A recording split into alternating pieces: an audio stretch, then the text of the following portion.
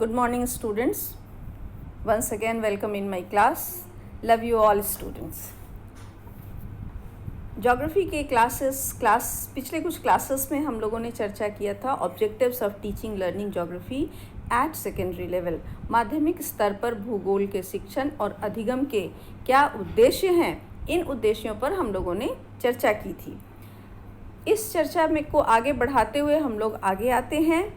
Halts की classification पर हम लोग चर्चा कर रहे थे और हम लोगों ने देखा था कि एम्स ऑफ इंटेलेक्चुअल डेवलपमेंट क्या क्या हो सकते हैं, AIIMS of social and cultural development क्या क्या हो सकते हैं, और फिर आज हम लोग चर्चा करेंगे development of practical skills. Okay, ये एम ज्योग्राफी पढ़ाने का, सेकेंडरी लेवल पर ज्योग्राफी पढ़ाने का यह जो उद्देश्य है, ये सर्वाधिक महत्वपूर्ण उद्देश्य होता है। मैं आपको बताती चलूँ कि कोई भी ज्ञान या कोई भी अनुभव तब तक पूरी तरह से फंक्शनल नहीं होता है या फलदायी नहीं होता है, उसका प्रतिफल आपको नहीं मिलता है जब तक कि आप उसका प्रैक्टिकली आप उसका उपयोग ना कर सकें।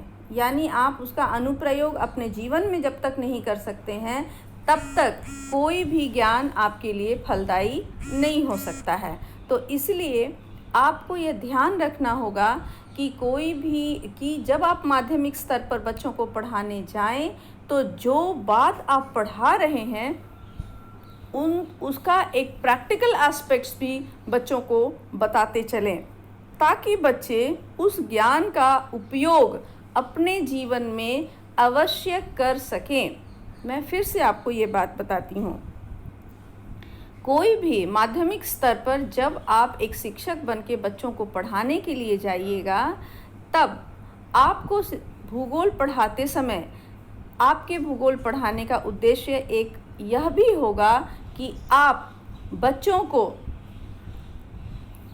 जो भी ज्ञान दे रहे हैं, जिन भी बातों को सिखा रहे हैं, चाहे वो इंटेलेक्चुअल डेवलपमेंट के तहत आप सिखा रहे हैं या सोशल एंड कल्चरल डेवलपमेंट के तहत सिखा रहे हैं, उन सब चीज़ों का प्रैक्टिकल स्किल भी डेवलप करना है। समझ गए? अब प्रैक्टिकल स्किल अगर आप नहीं डेवलप कीजिएगा, तो ये सारा ज्ञान, जो भी ज्ञान हम अपने बच्चों को देते हैं, या कोई भी मनुष्य किसी भी उम्र में कोई भी ज्ञान जो लेता है, वह तभी फलीभूत होता है, तभी वह प्रतिफलित होता है, तभी उसका फ़ायदा होता है जब वह हमारे जीवन में प्रयुक्त होता है, यानी जब हम उसका प्रयोग कर सकते हैं। ठीक है? अब मान लीजिए कि आपने बच्चों को बताया कि यह आपका देश है, आपने देश को बताया कि ये आपके देश है, ये आपका चौहद्दी है, यह आपका राज्य है और भी कई राज्य आप बताएंगे। अब आपको बच्चों को ये सिखाना होगा कि आपका देश जो है वो कहाँ अवस्थित है, किस अक्षांश पर है, किस देशांतर पर है, किस अक्षांश और किस अक्षांश तक उसका विस्तार हुआ है, कहाँ से कहाँ देशांतरीय उसका विस्तार हुआ है। ये सब बातें यदि आप उसको सिखाते हैं तो बच्चा सीख जाता है, आपके स्टूडेंट या आपके विद्यार्थी वो सीख जाएंगे। लेकिन जब तक आप प्रैक्टिकली अक्षांश और देशांतर उनको बनाने के लिए नहीं कहिएगा, जब तक आप उनको उनके देश का मैप ड्रॉ करने के लिए नहीं कहिएगा, जब तक वो अपने राज्य की सीमाओं को नहीं ड्रॉ कर सकते हैं, तब तक वो उनके अंदर वो स्किल नहीं आएगा, उनका वो ज्ञान अधूरा रहेगा, जिस ज्ञान के तहत आपने उनको बताया कि उनकी राज्य की चौहद्दी ये है या उनके देश की चौहद्दी ये है। ठीक है? ठीक इसी तरह से एक और बात आप सुनिए। यदि आपने बच्चे को बताया कि सूर्य जो है इतने तापमान पर, इस तापमान पर, एक पर्टिकुलर तापमान पर या 200 डिग्री सेल्सियस 200 सेंटीमीटर वर्षा और एक पर्टिकुलर तापमान पर यदि हमारा राइस का क्रॉपिंग होता है, यानी धान की खेती होती है और एक दूसरे तरह के पर्टिकुलर तापमान पर, टेम्परेचर पर हमारे वीट की खेती होती है। ठीक है, हमारे यहाँ इस धान की खेती में हमको मॉनसूनी जलवायु की ज़रूरत पड़ती है, हमको बहुत ह्यूमिडिटी, आर्द्रता की ज़रूरत पड़ती है, अच्छी वर्षा की ज़रूरत पड़ती है, तीखे तापमान की ज़रूरत पड़ती है, सूर्य की किरणों की ज़रूरत पड़ती है और लेबर की ज़रूरत पड़ती है। ये सारी चीज़ें आप उनको सिखाते हैं और आप गेहूं की खेती भी उनको सिखाते हैं। रबी और खरीफ की फसलें के बारे में आप अच्छी तरह से जानते हैं। आप उनको सिखाते हैं कि राइस की क्रॉपिंग के लिए उनको क्या चाहिए, लेकिन जब तक वो ये नहीं देखेंगे या नहीं जानेंगे या उनका अनुभव से जब तक प्रैक्टिकली वो नहीं समझेंगे कि किस तरह से राइस की क्रॉपिंग के लिए उनको बीज से पौधे निकालने पड़ते हैं, फिर पौधों को दोबारा रोपना पड़ता है, जबकि गेहूं की खेती में ऐसा नहीं करना पड़ता है, तब तक वो नहीं समझ पाएंगे कि धान की खेती में क्यों लेबर चाहिए, क्यों मानव श्रम की ज़रूरत क्यों पड़ती है, ये तब तक वो नहीं जान सकेंगे।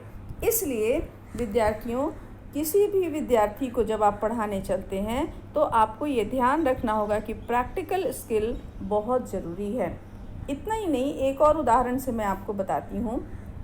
यदि विद्यार्थियों को आप बता देते हैं कि सूत काटना ज़रूरी है, या कपास जो है वो किस तरह से कपास से आप कॉटन निकालते हैं, रुई निकालते हैं और उससे सूत काटते हैं, हम बता देते हैं और बच्चे सुन लेते हैं, बच्चे लिख देते हैं, लेकिन प्रैक्टिकली वो तभी वो काम कर पाएंगे जब हम उनका अभ्यास सूत काटने के लिए करवा सकें और जब हम उनका अभ्यास कपड़े बनाने के लिए करवा सकें। तो ये प्रैक्टिकल जो है, ये बहुत प्रैक्टिकल स्किल जो है वो बहुत ज़रूरी होता है और ये बच्चों को क्या देता है, ये बच्चों को देता है, सब बहुत ज़रूरी चीज़ देता है, वो है स्थायी ज्ञान। स्थायी ज्ञान का मतलब आप समझ जाइए कि क्या होता है।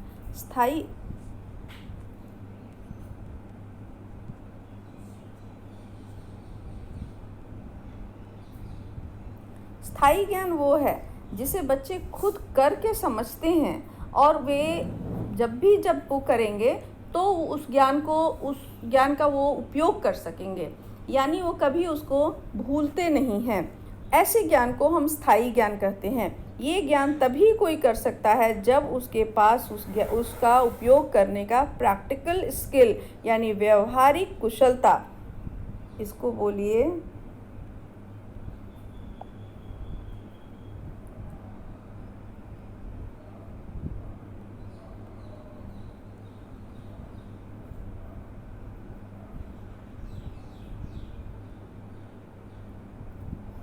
जब तक व्यवहारिक कुशलता नहीं होगी तब तक कोई भी ज्ञान जीवनोपयोगी नहीं होगा। तो व्यवहारिक कुशलता क्या करती है कि ज्ञान को एक बहुत बड़े संदर्भ से जोड़ती है, वह है जीवनोपयोगी बनाती है उसको। ठीक है, जीवनोपयोगी उसको वो बनाती है।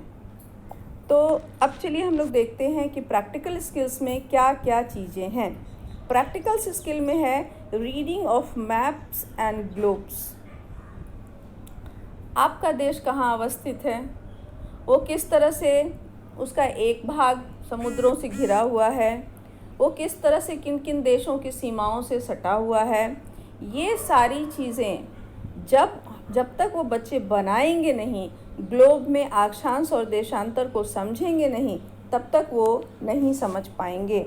तो मैप्स और ग्लोब से बच्चे क्या क्या चीज़ें समझेंगे, वो समझेंगे प्रोडक्शन समझेंगे। सबसे पहले तो वो समझेंगे, जिस चीज़ को आप समझिए, लोकेशन बहुत ज़रूरी है। ये ज्योग्राफी का पहला पार्ट होता है, बहुत ही इम्पोर्टेंट हिस्सा होता है। दूसरा वो मैप्स एंड इससे समझेंगे आकार और प्रकार, यानी साइज एंड शेप, ये वो समझते हैं। ये बहुत ज़रूरी होता है साइज़ और शेप समझने के लिए। इससे वो जीवन में कभी भी आना जाना, ट्रैवलिंग कुछ भी करेंगे या कोई प्लानिंग करते हैं अपने जीवन में, तो जब तक ये नहीं जाने रहेंगे उनके लिए बहुत मुश्किल होता है।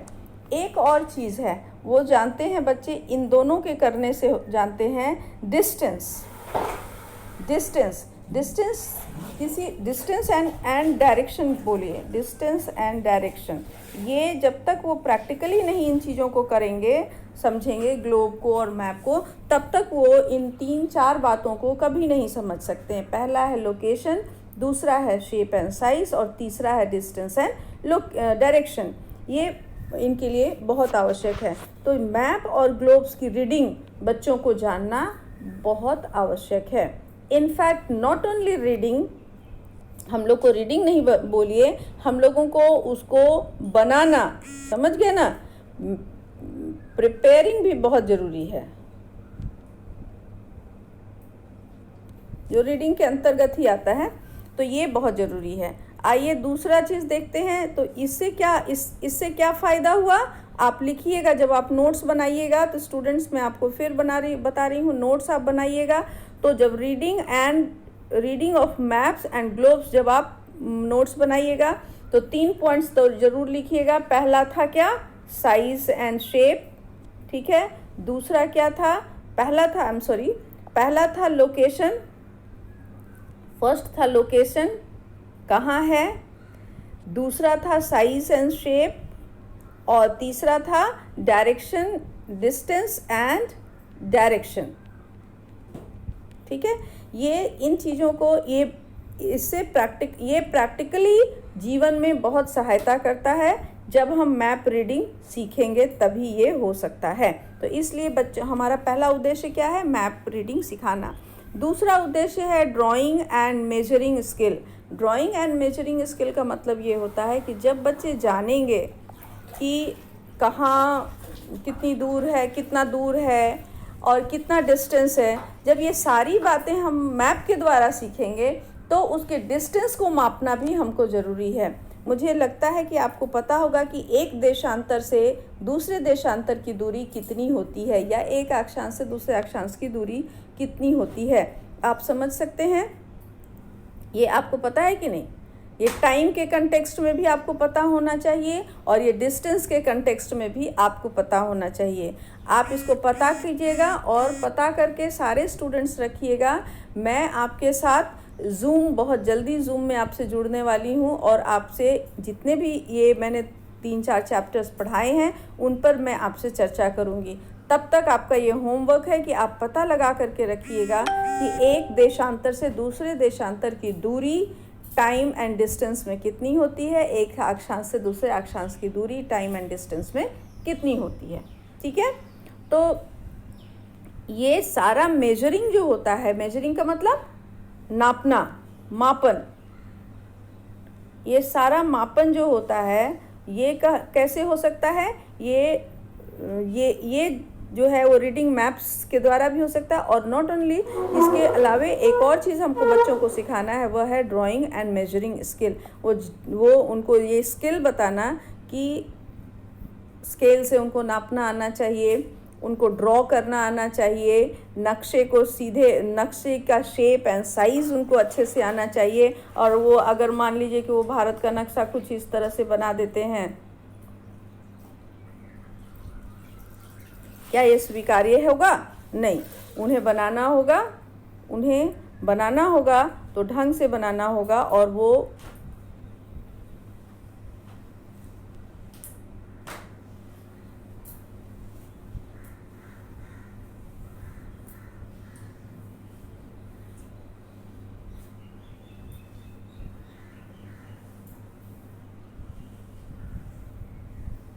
कुछ इस तरह से उन्हें बनाना होगा।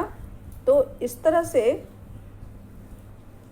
स्पेस पूरा यहाँ पर नहीं है, लेकिन मैं बता रही हूँ कि आप बच्चों को कुछ उनको पता होना चाहिए इस तरह से कि ये जो इलाका है इंडिया का, ये इलाका समुद्र से यहाँ से घिरा हुआ है, ये सारी चीज़ें, और इसकी दूरी कितनी है, हमारी समुद्री सीमा की दूरी कितनी है, हमारा इसका क्षेत्रफल कितना है, हमारे राज्य का, पूरे हमारे देश का क्षेत्रफल कितना है, एक देशांतर से दूसरे देशांतर का डिस्टेंस कितना होता है, एक अक्षांश से दूसरे अक्षांश का डिस्टेंस कितना होता है, ये सारी चीज़ें उनको जानना और ये स्किल डेवलप करना हमको बहुत ज़रूरी होता है सेकेंडरी स्टेज में, क्योंकि अब तक वे मैथ्स सीख गए होते हैं और मैथ्स के सारे जो फंडामेंटल चीज़ें होती हैं, जोड़ घटाव गुणा भाग वर्गमूल इत्यादि जितनी चीज़ें होती हैं वे सेकेंडरी स्टेज तक आकर के जानते हैं, माध्यमिक स्तर तक आकर के, छठी कक्षा 7वीं कक्षा तक आकर वो सीख जाते हैं। तो ये उनको बताना हमारा उद्देश्य होता है।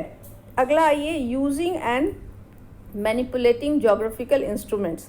जब हम इनको सिखाएंगे मैप बनाना, जब हम इनको सिखाएंगे उसका मापन करना, तो वे ये काम कब कर सकते हैं? जब उनको इनके मापने का और इनको ड्रॉ करने के जितने इंस्ट्रूमेंट्स हो सकते हैं, स्केल है, रेंजिंग रॉड है, ये पेंसिल है, पेन है, और फिर प्रोटेक्टर है, इन सारी चीज़ों को जब उनको मापने के लिए सेंटीमीटर और ये मीटर, सेंटीमीटर, इंच, मिलीमीटर, इतनी सारी चीज़ें जब तक हम उनको बताएंगे नहीं तब तक वो इसका मेजरमेंट नहीं कर सकते हैं। तो how they can use the instruments, इन सारे इंस्ट्रूमेंट्स को, इन सारी औजारों को किस तरह से उपयोग कर सकते हैं, इसको हमको बताना पड़ेगा उनको।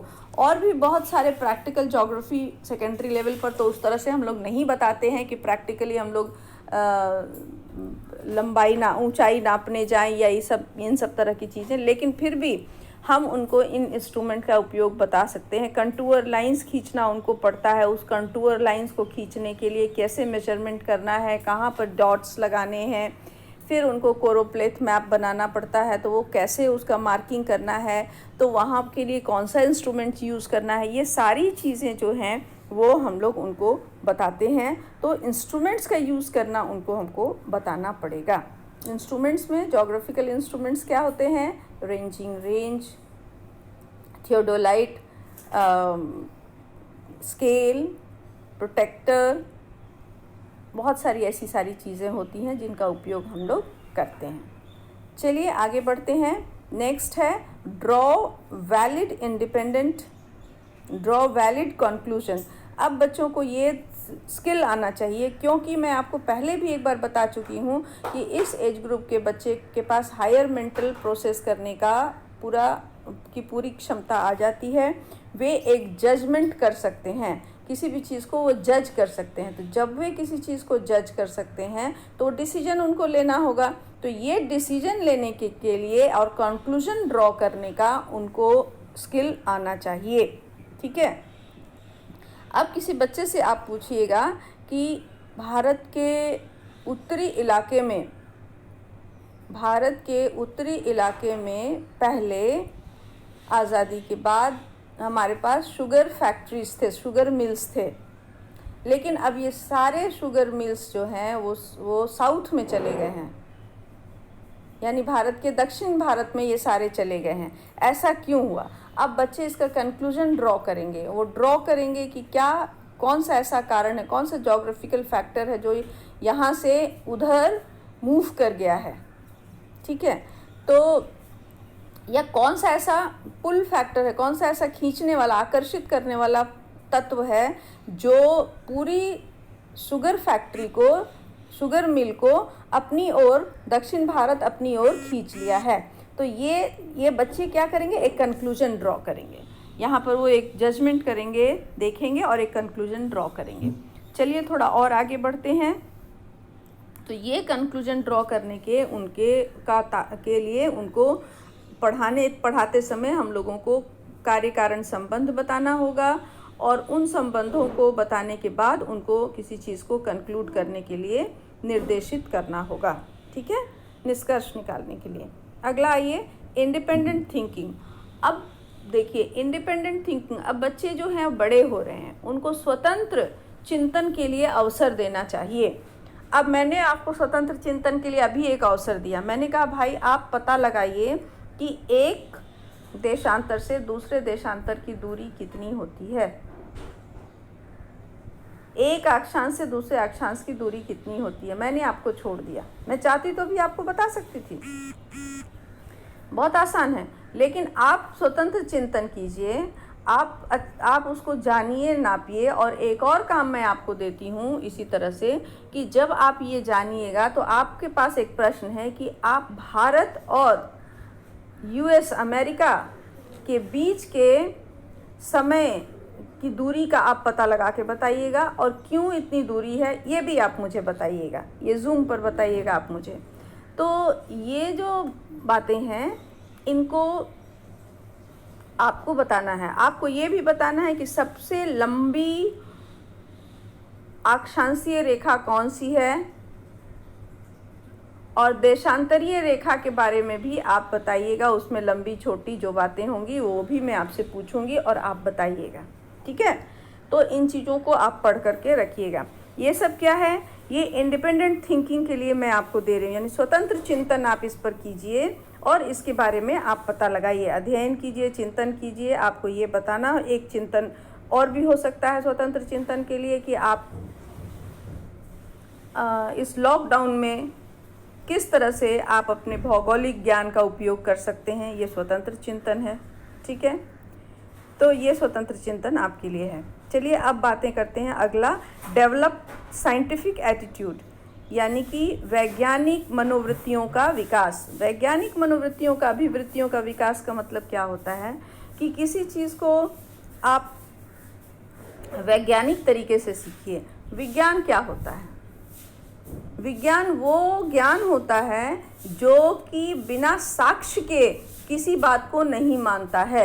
यानी विज्ञान का हर ज्ञान, हर उस ज्ञान को हम विज्ञान कहते हैं जो प्रमाणित होता है, जिसको हम देख सकते हैं, जिसको हम प्रमाणित कर सकते हैं, जिसके बारे में हम पक्के तौर से, प्रामाणिक तौर से कह सकते हैं। तो क्या हुआ, अब जैसे हम दो मॉलिक्यूल हाइड्रोजन का एक मॉलिक्यूल ऑक्सीजन का मिलाते हैं तो पानी बन जाता है। ये हम करके देखते हैं लेबोरेटरी में, समझ गए ना, ये हम करके देखते हैं। लेकिन इंद्र भगवान पानी बरसाते हैं, ये इंद्र भगवान को ना हम देखे हैं, ना उनके हाथ से पानी निकलते हम देखे हैं, ऐसा हमने कभी नहीं देखा है। तो क्या हुआ, पहली बात जो है वो वैज्ञानिक बात है, और दूसरी बात क्या है, वो लोक मुख से निकली हुई एक बात है। दोनों बातें सच हैं, पानी तो ऊपर से बरसता है, और दूसरी बातें हैं कि जो पानी का निर्माण होता है वो H2O से होता है। तो इस तरह से हमको देखना है कि बच्चों में साइंटिफिक एटीट्यूड डेवलप हो, जो बातें प्रामाणिक तौर से हों, जिसका कार्य कारण संबंध वे सिद्ध कर सकें, वैसी ही बातें वे करें और वैसे ही अपने तथ्यों का, अपने ज्ञान का उपयोग कर सकें। ये है उनका प्रैक्टिकल स्किल। ओके स्टूडेंट्स, तो ये हमारे एम्स हैं। अब आप इन एम्स को लिखेंगे, AIIMS and objectives of geography teaching eight secondary level, इसको आप लिखिएगा। मैंने जितना उदाहरण आपको बताया उन उदाहरणों की सहायता से आप एक प्रश्न उत्तर तैयार करें, और अगले क्लास में एक जनरल एम्स के बारे में मैं आपसे चर्चा करूंगी। ये सारे एम्स तो मैंने प्रोफेसर हॉल्ट्स के अनुसार आपको बताए हैं, लेकिन अगले क्लास में मैं आपको बताऊंगी कि जनरल एम्स क्या और क्या एम्स हो सकते हैं। This is prescribed by professor halts. पर प्रोफेसर हॉल्ट्स का हम पढ़ लेंगे, लेकिन एक तो हमको भी कंक्लूजन ड्रॉ करना पड़ेगा कि दरअसल कुल मिलाकर के भूगोल के शिक्षण के उद्देश्य क्या क्या हैं, इसको हम लोग नेक्स्ट क्लास में चर्चा करेंगे। आज इतना ही। All the best everybody, love you all once again. फिर हम लोग बातें करते हैं। जूम के लिए आप तैयार रहिएगा, जितना होमवर्क दिया है मैंने उसको आप पढ़िएगा और पढ़ करके मुझे बताइएगा, ठीक है। सो मैं फिर एक बार बता रही हूँ, आप में से जो भी विकास हैं या जो भी हैं, आप जो जूम अच्छे से हैंडल कर सकते हैं वो एक मेरे से टाइम ले लीजिए व्हाट्सएप पर, और एक जूम मुझे लगता है फ्राइडे आपके लिए सही रहेगा। Today is Tuesday, Wednesday, Thursday या फ्राइडे को रखिए, थर्सडे को रखिए, परसों रखिए, कल तक मैं इसको पूरा कर देती हूँ और परसों हम लोग रख लेते हैं, परसों हम लोग एक जूम करते हैं, ठीक है स्टूडेंट्स। टाइमिंग आप रखिए, आपको क्या टाइमिंग सूट करता है आप मुझे व्हाट्सएप पर बताइएगा, और उसी व्हाट्सएप पर हम लोग चर्चा कर लेंगे कि हम लोग कब मिलते हैं, ठीक है। All the best everybody, love you all once again, bye bye.